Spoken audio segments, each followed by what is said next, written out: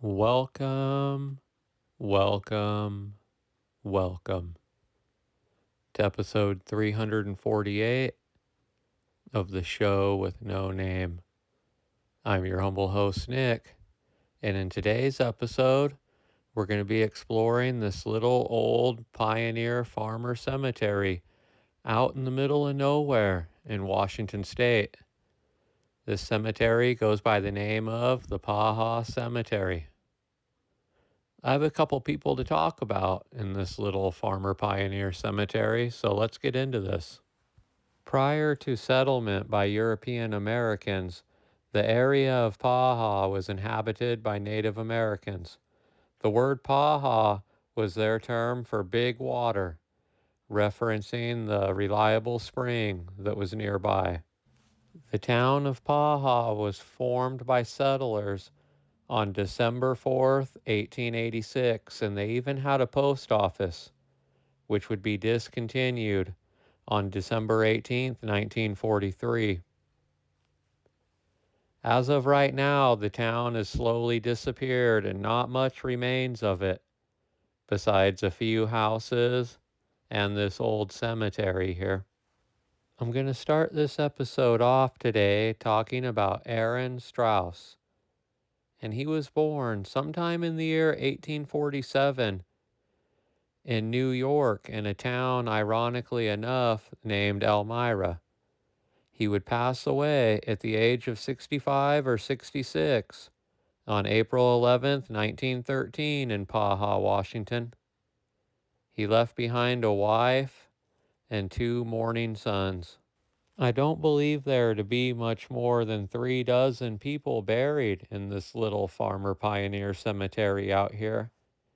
And according to my research, a decent number of the people buried here were immigrants from Russia, like Christian and his wife Elizabeth, who were both born in the 1850s and at some point would get married and immigrate to this area from Russia. I don't know much about their lives, but I know they had one child at least that was buried in another cemetery close by. Frances Nall caught my attention as well in this cemetery, and she was born on November 27th, 1832 in Missouri. And she would pass away at the age of 65 on September 9th, 1898, here in Adams County, Washington. She was married to Dr. Richard Parks Knoll, and from him, 8 children were born, 5 of whom were living at the time of her death. At the time of the Civil War, she and her husband lost all their property, and shortly after this, the death of her husband brought a still greater loss to her and her large family of little girls.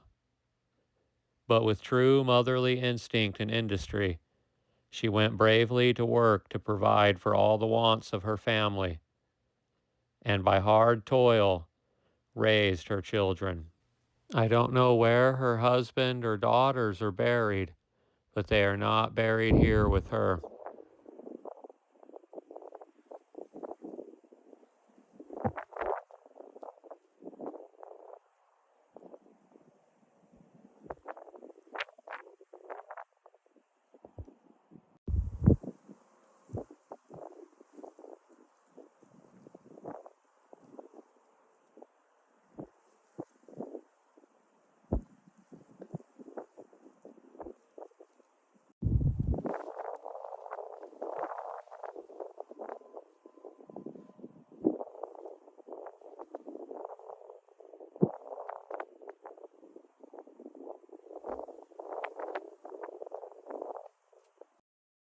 Last but not least, I want to talk about the Plajar family, starting out with Gustav Adolf Plajar, and he was born on November 16th, 1854 in Germany, and he would pass away on July 11th, 1927 in Adams County, Washington at the age of 72.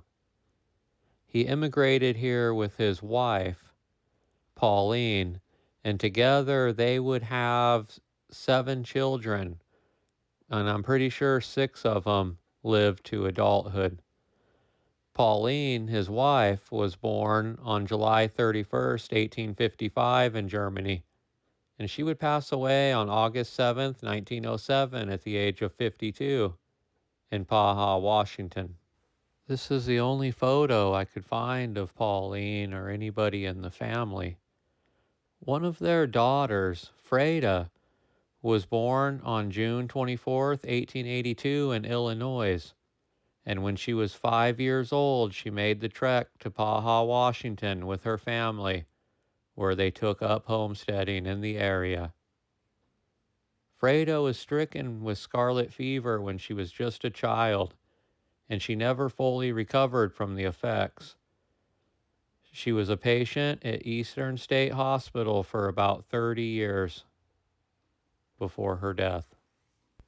Freda's sister, Mary Bryson, is also buried here with the family. Mary was born on March 22nd, 1886 in Iowa, and she would pass away at the young age of 24 in Washington State on November 16th, 1910. Bride of 2 weeks dead. Just 2 weeks after his marriage, death entered the home of Oscar Bryson and claimed his young bride. Oscar Bryson married Mary at the home of her father, Gustav, near Paha, Washington. It was a pretty home wedding, and many relatives and friends were there to witness the ceremony.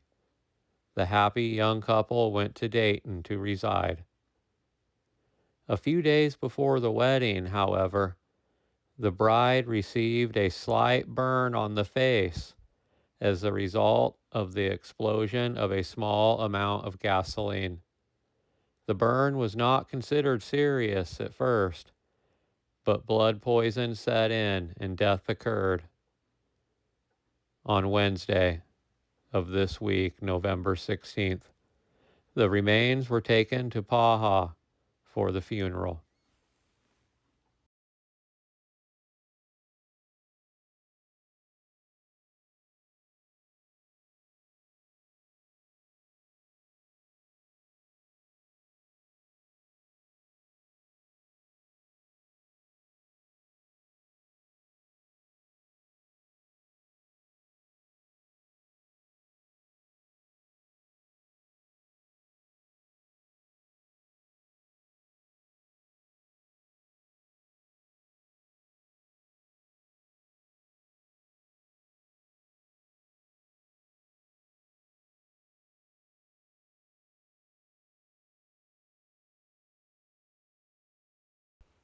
I found a couple pictures of Ferdinand and his wife, Dorothy Jasmine, who were immigrants from Russia as well, that ended up residing out here in Paha, Washington.